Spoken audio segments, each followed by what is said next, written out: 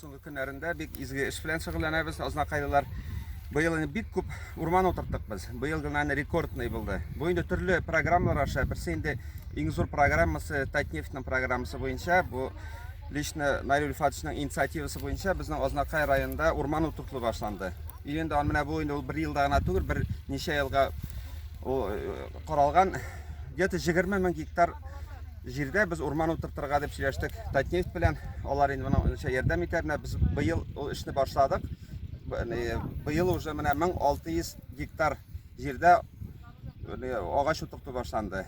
Бу инде көз көне дәвам итәчәк, икенче елга да дәвам итәчәк.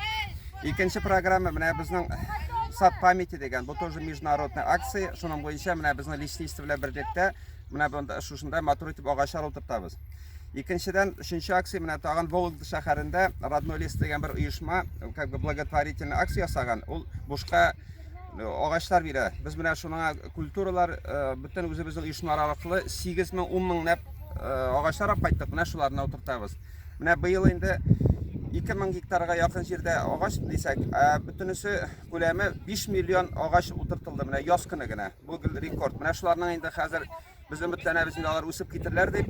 Күбесенә әле балар белән бергә бит әле бара зур агачларда утыртабыз без. Менә якта аның белән шөгыльләнәләр, агачлар алалар, аны шәһәргә утыртабыз. Алар крупномерный дибез. Монда уже Татнефтьтән килгән спецтехника белән утыртабыз. Анда рәхмәт аерым тагын Татнефтька елда эшлибез.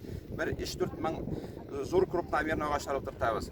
Но буларны инде утырту гына түгел, аларны тәле сакларга, үстерергә кирәк, су сибергә кирәк. Менә бигрәк тә менә шу зур агачларга. Менә безнең бурычыбыз инде бөтенебездә шушы катнашырга шу акцияларда һәм яңадан аларны саклап үстерергә кирәк. Менә монда катнашкан кешеләргә барысына да бик зур рәхмәт. Бу инде үзебезнең Рамис Рәис безнең курирует бит исполкомда. Аңа бик молодец, рәхмәт лесничество.